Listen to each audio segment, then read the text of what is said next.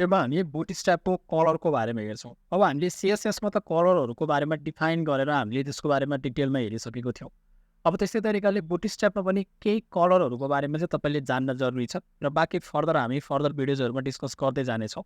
तर हामीले एउटा कुरा के ध्यान दिनु पऱ्यो भने बुटस्ट्र्यापमा हामी जति पनि कलरहरू प्रयोग गर्छौँ त्यो सबै क्लासको थ्रुबाट प्रयोग गर्ने हो, होइन?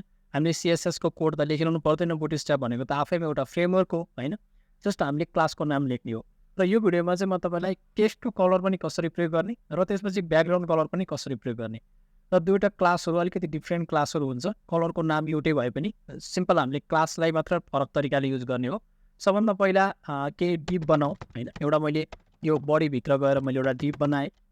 डिप बनाइसके पछाडि मैले यसलाई कन्टेनर भन्न दिएँ, CONTI कन्टेनर बनाएँ एउटा। त्यसभन्दा पछाडि मैले डिप डट रो बनाएँ एउटा र त्यस पछाडि मैले डिप डट कलम बनाएँ र यो फर्स्ट एउटा कलम भयो।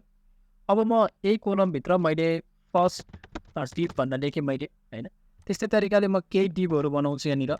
मैले सेकेन्ड डिप बनाएँ, थर्ड डिप बनाएँ, फोर्थ डिप, फिफ्थ डिप, होइन? यतिवटा डिपहरू बनाएँ। त्यसपछि मैले यसको नाम सिम्पल SECOND सेकेन्ड भनेर चेन्ज गरिदिएँ, थर्ड भनेर चेन्ज गरिदिएँ। त्यस्तै गरी FOURTH फोर्थ भनेर चेन्ज गरिदिएँ, FIFTH फिफ्थ भनेर मैले चेन्ज गरिदिएँ। त्यसपछि मैले सिम्पल यो कोडलाई रन गराउँछु। मैले को लाइभमा क्लिक गरेँ, त्यसपछि मेरो कोड रन भइसकेको छ। म यतिवटा फर्स्ट, सेकेन्ड, थर्ड, फोर्थ, फिफ्थवटा मैले डिप बनाएको छु। अब यो डिपहरूमा सबभन्दा पहिला हामीले टेक्स्टको कलरहरूको बारेमा हेरौँ। जस्तै टेक्स्टको कलरहरू दिनको लागि सिम्पल हामीले क्लास प्रयोग गर्ने हो र क्लास प्रयोग गर्दाखेरि मैले यो डिप क्लास इक्वल्स टु कोल छ, यसलाई मैले एक स्पेस दिन्छु। त्यसपछि सबभन्दा पहिला मैले टेक्स्ट प्राइमरी भनेर मैले एउटा कलर दिएँ। प्राइमरी कलर कस्तो हुन्छ? यसरी मैले टेक्स्टको कलर प्राइमरी बनाएँ, हो? मैले प्राइमरी कलर फर्स्टकोलाई दिएँ। त्यस्तै तरिकाले मैले मलाई अर्को कलर हुन्छ हामीसँग सेकेन्डरी कलर हुन्छ। जस्तै मैले तपाईँ ठिक होइन, SECOND सेकेन्ड भयो। अब यो कलमभित्र यहाँ गएर मैले स्पेस दिएर फेरि टेक्स्ट सेकेन्डरी कलर हुन्छ, टेक्स्टको सेकेन्डरी कलर, ठिक छ? सेकेन्डरी कलर एप्लाई भयो। त्यस्तै तरिकाले टेक्स्टको अर्को हामीसँग हुन्छ टेक्स्ट इन्फो कलर हुन्छ, होइन? इन्फो कलर मैले दिएँ। त्यस्तै तरिकाले टेक्स्टमा हाम्रो अर्को हुन्छ टेक्स्ट डेन्जर कलर हुन्छ, होइन? टेक्स्ट डेन्जर कलर हुन्छ। म फेरि ब्राउजरमा गएँ, डेन्जर कलर रेडमा चेन्ज भइसकेको छ। त्यस्तै तरिकाले अर्को हामीसँग टेक्स्ट सक्सेस कलर पनि हुन्छ, SUCCSS सक्सेस भन्ने कलर छ। त्यो टेक्स्ट सक्सेस कलर यसरी चेन्ज भइसकेको छ, आउटपुटमा देख्न सक्नुहुन्छ, ठिक छ? यसरी मैले डिफ्रेन्ट कलर प्राइमरी भयो, सेकेन्डरी भयो, इन्फो भयो, डेन्जर भयो, सक्सेस भयो, यसरी सिम्पल मैले 5वटा कलरहरूको बारेमा तपाईँलाई भनेँ। त्यस्तै तरिकाले लाइट र तपाईँको चाहिँ डार्कको पनि हुन्छ। लाइट कलर पनि दिन सक्नुहुन्छ, डार्क कलर पनि दिन सक्नुहुन्छ। सिम्पल मैले यो तपाईँलाई भिडियो किन देखाइरहेको छु भने मैले डिरेक्टली यसरी कलर प्रयोग गर्दाखेरि यो कहाँबाट आयो भन्ने लाग्न सक्छ तपाईँलाई। त्यस कारणले गर्दा सिम्पल हामीले यसरी कलरको नाम, यसरी क्लासको नाम दिएपछि कलरलाई प्रयोग गर्न सक्छौँ, ठिक छ? अब यो भनेको टेक्स्टको कलर थियो।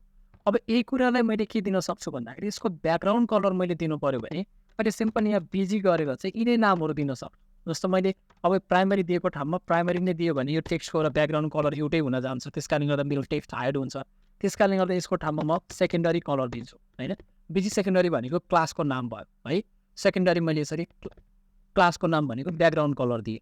त्यस्तै तरिकाले बिजी टेक्स्ट सेकेन्डरी भएको ठाउँमा ब्याकग्राउन्ड कलर चाहिँ म प्राइमरी दिन्छु, होइन? प्राइमरी कलर दिएँ। टेक्स्ट पनि मेरो नमेटियोस् भने एउटै कलर दियो भने त त्यो हाइड भइहाल्छ, होइन?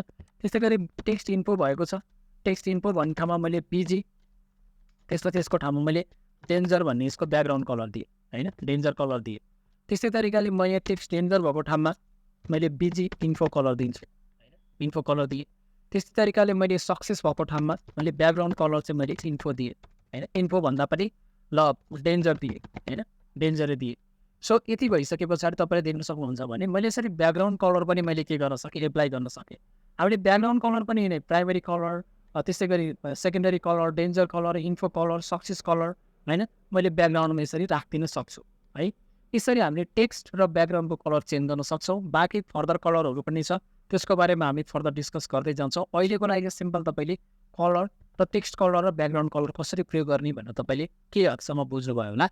बाँकी हामी फर्दर भिडियोमा भेट्नेछौँ। धन्यवाद।